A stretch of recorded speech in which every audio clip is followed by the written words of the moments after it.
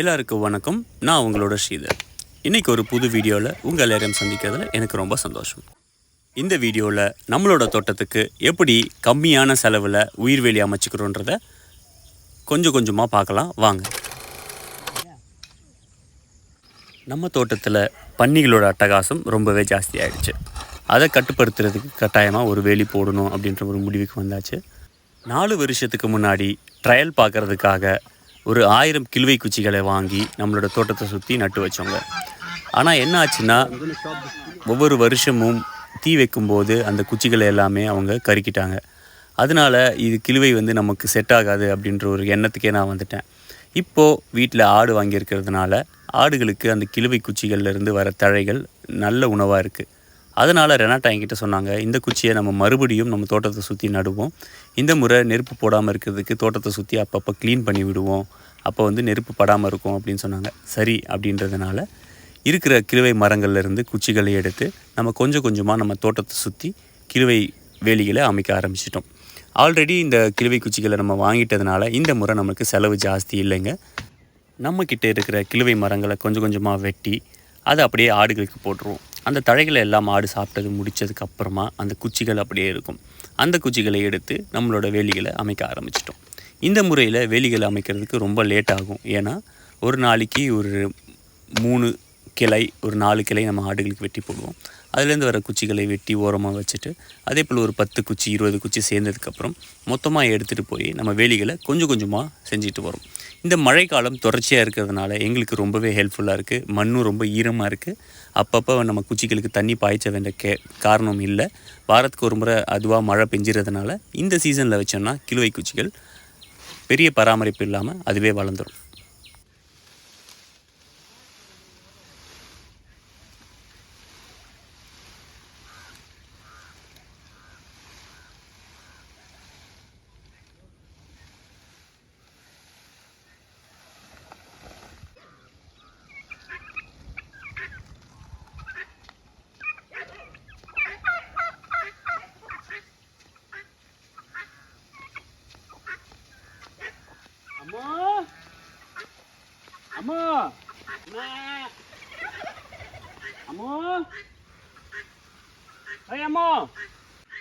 கிலுவை குச்சிகளை இழுத்துட்டு வர சத்தம் கேட்டாலே அவங்க ரொம்ப ஃபாஸ்ட்டாக ஓடி வருவாங்க. இன்றைக்கின்னு பார்த்து யாரும் வரல. என்னடான்னு பார்த்தா அவங்க எல்லோரும் வெளியே மேய போயிட்டாங்க.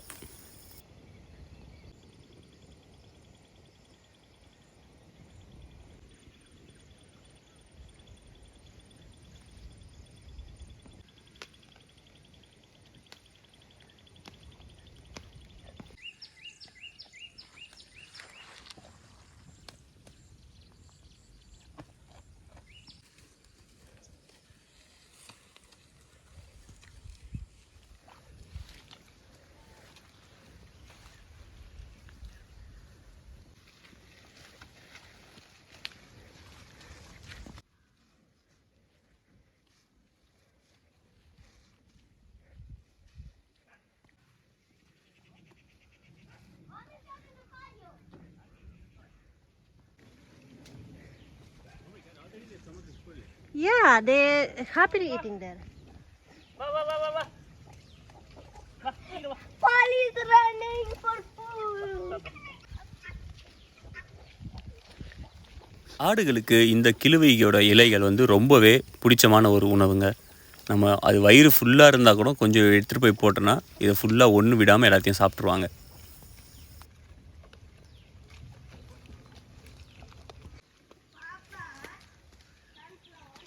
They actually don't like when you touch their ears, so you need to be careful when you are doing ticks. Oh, you got the blood on your hands.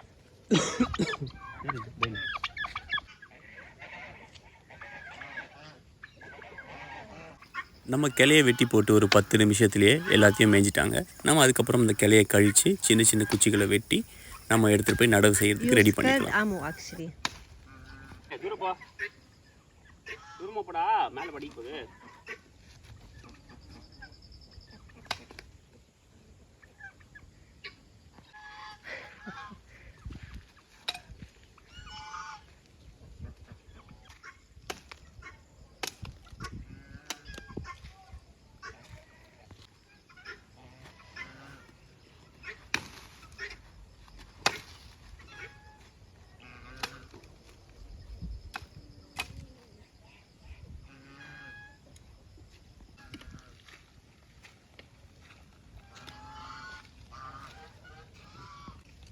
ஆடுகளுக்கு என்னதான் இந்த உணவு ரொம்ப பிடிச்சிருந்தாலும் இதை மட்டுமே ஆடுகளுக்கு உணவாக கொடுத்து நம்ம ஒரு பண்ணையை நடத்த முடியாது.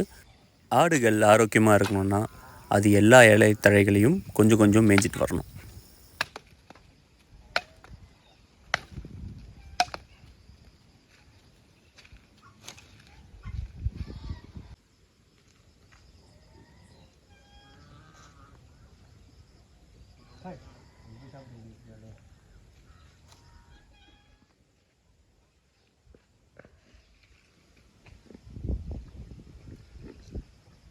Ben, water is there. Come.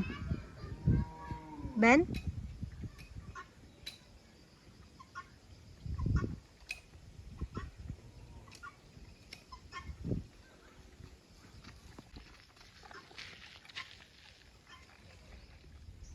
வீட்டில் சாதம் வடிக்கும்போது அந்த கஞ்சி தண்ணியை எடுத்து வச்சு அதில் பச்சை தண்ணி நிறைய ஊற்றி கொஞ்சமாக உப்பும் போட்டு நம்ம ஆடுங்களுக்கு கொடுத்துட்றோம்.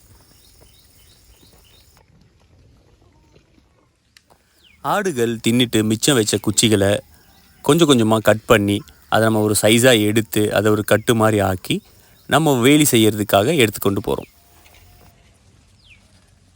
Goats are following you. கிழுவை குச்சிகளோட சேர்த்து நடுநடுவில் கொஞ்சம் கொஞ்சம் மெக்சிகன் சன்ஃப்ளவரும் நடுவோம். இது எதுக்காகனா இதில் வந்து மஞ்சள் கலரில் பூ பூக்கும். இந்த பூவில் வர்றதுக்காக வண்டுகளும் தேனீக்களும் நிறையவே வரும். அதோட இந்த பூ நல்ல வாசனையாக இருக்கும். அதை பறித்து ஒரு டப்பாவில் தண்ணி ஊற்றி நம்ம வீட்டில் வச்சோன்னா வீடு முழுக்க நல்ல வாசனையாகவும் இருக்கும், பார்க்குறதுக்கு ரொம்ப அழகாக இருக்கும். இந்த செடி வேலியை விட மூடாக்குக்கு ரொம்ப நல்லா யூஸ்ஃபுல்லாக இருக்கும். மழை காலங்களில் நல்லா புதர் மாதிரி வளர்ந்துடும். அதனால் நம்ம அதை வெட்டி நம்ம எடுத்து நம்மளோட கழனியில் மூடாக்க போட்டுக்கலாம். Okay, no, she's eating sunflower actually. So actually the worst thing happens that they enter that garden and now they eat whatever they find. ஆடுகள் இந்த இலைகளையும் கொஞ்சம் கொஞ்சம் சாப்பிடும்.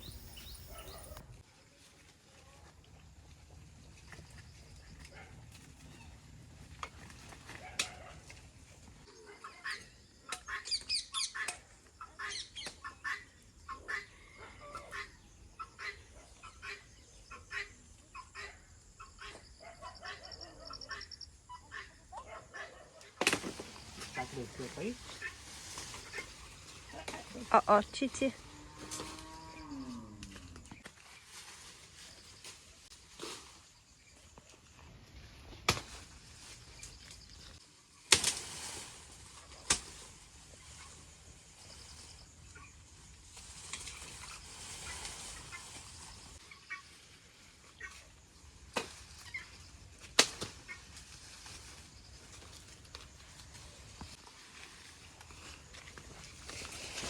Benjamin, over there.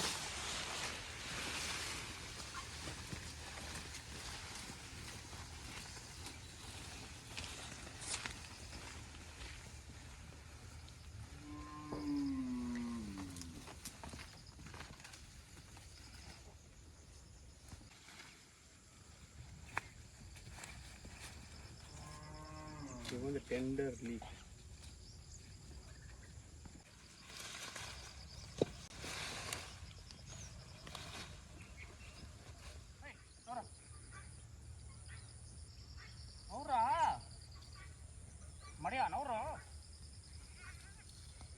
He's talking back to you.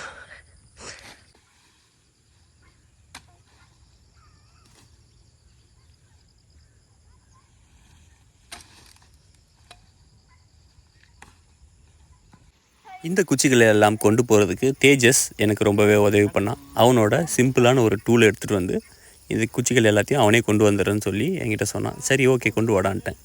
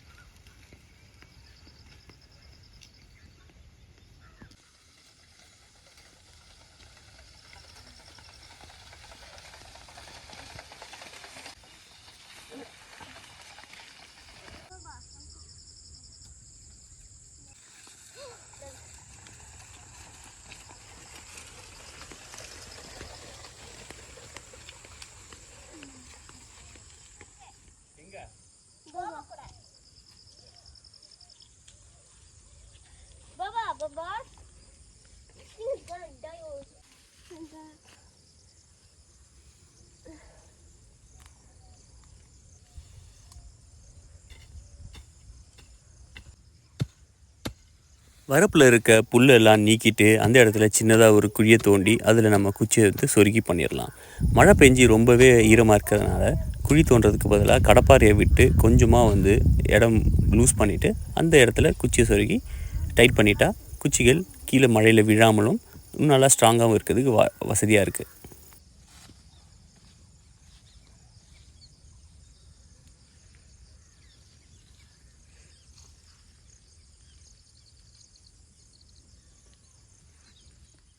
நான் ஒரு 3-4 வருஷத்துக்கு முன்னாடி முதல் முறை கிழுவை குச்சிகளை வாங்கும்போது ஒரு சில தவறுகள் பண்ணேன் நடும்போது. என்ன பண்ணேன்னா, மழை பெய்யறதுக்கு முன்னாடியே நான் கொண்டு வந்து நட்டுட்டேன். அதுக்கப்புறம் ஒரு செடிக்கும் இன்னொரு செடிக்கும் இடைவெளி 1 அடி 1.5 அடி அந்த மாதிரி விட்டேன். ஏன்னா வாங்கினதே 1000 குச்சி தான். அதை வந்து தோட்டம் ஃபுல்லாக நடணுன்றதுக்காக அந்த மாதிரி 1 அடி 1.5 அடி இடைவெளி விடும்போது என்ன ஆச்சுன்னா, அதுக்கு ஊடால பன்னி, ஆடு எல்லாமே பூந்து அந்த குச்சிகளை சாய்ச்சி விட்டுட்டு போயிடுச்சு. அதே போல் அந்த டைமில் வந்து எனக்கு இந்த மாதிரி பாக்கு பட்டைகளோ இல்லை மூங்கில் பதைகளோ கிடைக்கல வச்சு கட்டுறதுக்கு. இந்த மாதிரி கட்டினா மூங்கில் வந்து ஆடாமல் அசையாமல் அழகாக நிற்கும் அந்த கிழுவை குச்சிகள். பொதுவாகவே இந்த குச்சிகள் மேலே பறவைகள் வந்து உட்காரும். அது பறந்து போகும்போது குச்சிகளை ஆட்டி விட்டுட்டு போகும். இந்த மாதிரி ஆடிட்டே இருந்துச்சுன்னா குச்சிகள் சீக்கிரமாக வேர் வைக்காது. இதெல்லாம் நம்ம வச்சு பார்த்து அனுபவத்தினால கற்றுக்கிட்டோம். அதனால் இந்த முறை அதை எல்லாமே ரெக்டிஃபை பண்ணுற மாதிரி குச்சிகளை நட்டுட்டு அதுக்கு நடுவில் அந்த பாக்கு பத்தியை வச்சு அழகாக பின்னிட்டே வந்துட்டோன்னா குச்சிகள் ஆடாமல் அசையாமல் ஒரே நேர்கோட்டில் இருக்கும். நமக்கு பார்க்கும்போதும் வேலி வந்து அழகாக தெரியும்.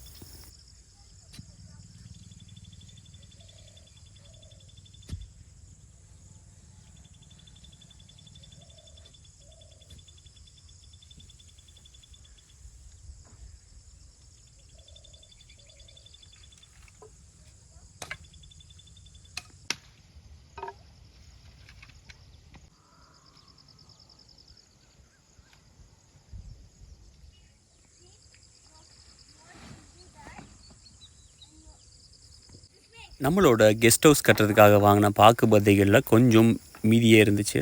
அந்த பாக்கு பத்தைகளை எடுத்து அதை 2 பொளந்து அதை வந்து நம்ம குச்சிகளாக வந்து பயன்படுத்திக்கிறோம் நம்ம வேலிக்கு.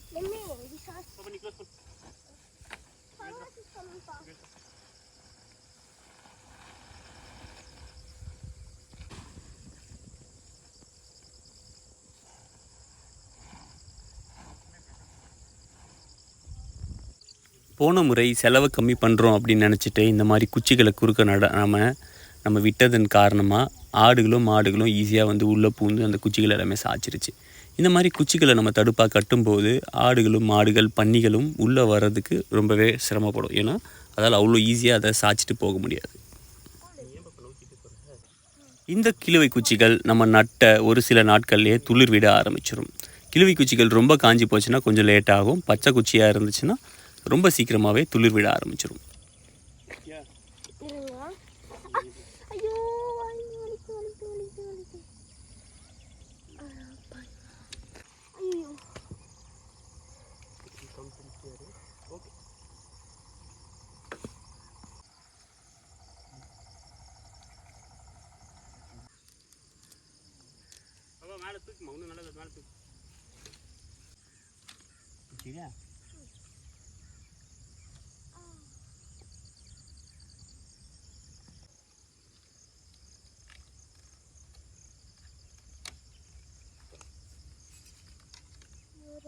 கிழுவை குச்சி வச்சு வேலி அமைக்கிறது ரொம்பவே சுலபம். இதை யார் வேணாலும் செய்யலாம்.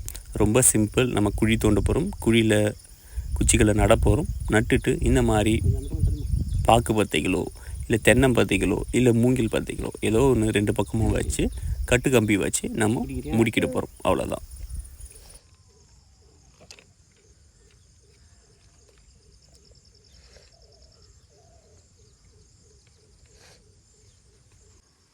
இந்த முறை இந்த கிழுவை குச்சிகள் மட்டும் வச்சு நடாமல் நடுவில் கொஞ்சம் மெக்சிகன் சன்ஃப்ளவரும் குச்சிகளும் சொருகி நம்ம வச்சுருக்கோம். அப்படி வச்சதுனால நம்மளோட வேலிகளும் பார்க்குறதுக்கு அழகாக மஞ்சள் கலர் பூ பூத்து இருக்கும். அதே போல் அதை வெட்டி நம்ம வந்து கழனிக்கு எருவாகவும் போட்டுக்கலாம்.